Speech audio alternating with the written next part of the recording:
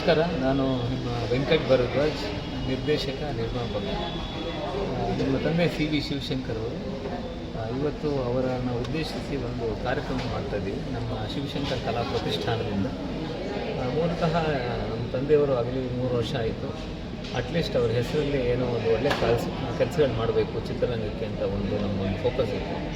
ಆ ಒಂದು ದೃಷ್ಟಿನಲ್ಲಿ ಇವತ್ತು ನಾವು ಅವರ ಹೆಸರಲ್ಲಿ ಒಂದು ಪುಸ್ತಕ ಬಿಡುಗಡೆ ಮಾಡ್ತಾಯಿದ್ದೀವಿ. ಮತ್ತು ಉದಯೋನ್ಮುಖ ಬರಹಗಾರರು ಮತ್ತು ಮುಂಚೂಣಿಗೆ ಬರ್ತಾ ಇರ್ತಕ್ಕಂಥ ನಿರ್ದೇಶಕರನ್ನ ಗುರುತಿಸಿ 2 ಪ್ರಶಸ್ತಿನ ಕೊಡ್ತಾಯಿದ್ದೀವಿ. ಒಂದು ಸಿ.ವಿ. ಶಿವಶಂಕರ್ ಪ್ರಶಸ್ತಿ, ಉತ್ತಮ ನಿರ್ದೇಶಕ ಮತ್ತು ಉತ್ತಮ ಬರಹಗಾರ. ಉತ್ತಮ ಬರಹಗಾರರಲ್ಲಿ ಕವಿರಾಜ್ ಅವರಿಗೆ ನಾವು ಕೊಡ್ತಾಯಿದ್ದೀವಿ ಇವತ್ತು.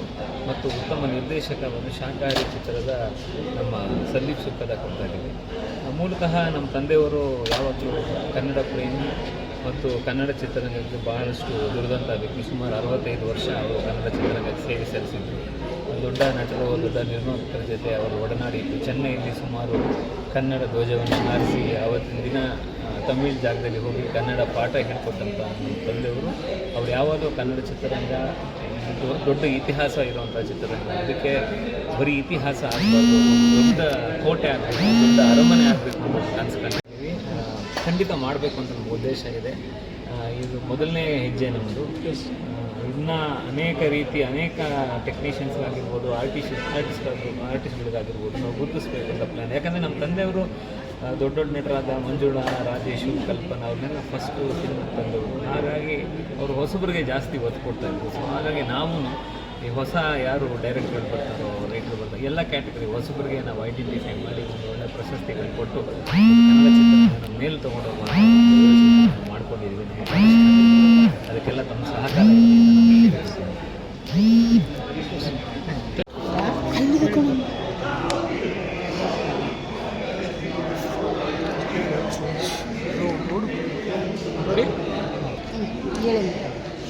ನಮಸ್ಕಾರ ಸ್ನೇಹಿತರೆ. ನಮ್ಮ ಗುರುಗಳಾದ ಸಿ.ವಿ. ಶಿವಶಂಕರ್ ಅವರ ಒಂದು ಜನ್ಮದಿನ ಅಂಗವಾಗಿ ಕಾರ್ಯಕ್ರಮವನ್ನು ಹಮ್ಮಿಕೊಂಡಿದ್ದೇವೆ. ಇದರಲ್ಲಿ ನಾನು ಭಾಗವಹಿಸ್ತಾ ಇರೋದಕ್ಕೆ ನನಗೆ ಬಹಳ ಸಂತೋಷ ಆಗಿದೆ. ಯಾಕಂದರೆ ಪ್ರಥಮ ಬಾರಿಗೆ ನಾನು ಇವರ ಹತ್ರನೇ ನೃತ್ಯ ಕಲಿತಿದ್ದು. ನೃತ್ಯದಿಂದ ನಾನು ಒಬ್ಬ ಕಲಾವಿದೆ ಆಗ್ತೀನಿ ಅಂತ ನಾನು ಅಂದ್ಕೊಂಡಿರಲಿಲ್ಲ. ನೃತ್ಯ ಮಾಡ್ಕೊಂಡು ಇರ್ತೀನಿ ಅಂತ ಸಣ್ಣ ಮಕ್ಕಳಿಗೆ ನೃತ್ಯ ಕಲಿಸೋದು, ಹಾಡು ಹೇಳಿಸೋದು, ಇದೆಲ್ಲ ತಂದೆ ತಾಯಿಗೆ ಒಂಥರ ಖುಷಿ. ಆ ಖುಷಿ ನನ್ನ ಜೀವನಕ್ಕೆ ಆಧಾರ ಆಯಿತು, ಜೀವನ ನಡೆಸೋದಕ್ಕೆ ಒಂದು ದಾರಿ ಆಯಿತು ಅಂತ ಗುರುಗಳಿಗೆ ಯಾವಾಗಲೂ ವಂದಿಸುತ್ತಾ ನಾನು ಕಲಿಸಿದ್ದಕ್ಕೆ ತಾನೇ ನಾವು ಇವತ್ತು ಊಟ ಮಾಡ್ತಾಯಿರೋದು ಅಂತ ಅನ್ಕೋತೀನಿ. ಸೊ ಅಂಥ ಗುರುಗಳು ನಮ್ಮ ಗುರುಗಳು ಬಹಳ ಶಿಸ್ತು ಮತ್ತು ಇದು ಸ್ಟ್ರಿಕ್ಟ್ ಅಂತ ಹೇಳ್ತೀವಲ್ಲ ಆ ಥರ. ಮತ್ತು ಕೋಪ ಜಾಸ್ತಿ ಆಗುತ್ತೆ. ಏನಾದರೂ ತಪ್ಪು ಮಾಡಿದರೆ ಚಡಿ ಎಟ್ಕೊಡೋರು ಅದೆಲ್ಲ ತಿಂದಿದ್ದೀನಿ. ಅವ್ರ ಹತ್ರ ಬಯಸ್ಕೊಂಡಿದ್ದೀನಿ, ನೀನೇನು ಕಲಿಯಲ್ಲ ಅಂತ ನನಗೆ ಸುಮಾರು ಸಲ ಅವರು ಬಂದಿದ್ದಾರೆ. ಮುಂದೆ ನಾನು ದೊಡ್ಡವಳಾದಮೇಲೆ ಕಲಾವಿದೆ ಆದಮೇಲೆ ಅವ್ರ ಹತ್ರನೇ ಸನ್ಮಾನ ಮಾಡಿಸ್ಕೊಂಡಿದ್ದೀನಿ. ಅದು ನನಗೆ ಬಹಳ ಖುಷಿಯಾಯಿತು. ಗುರುವಿನ ಮುಂದೆ ಒಬ್ಬ ಶಿಷ್ಯ ಬೆಳೆದು ದೊಡ್ಡವಳಾಗಿ ಅವರಿಂದಲೇ ಸನ್ಮಾನಗೊಳ್ಳೋದು ಅಂತಂದರೆ ಎಂಥ ಒಂದು ಅದೃಷ್ಟ ಅಲ್ವ.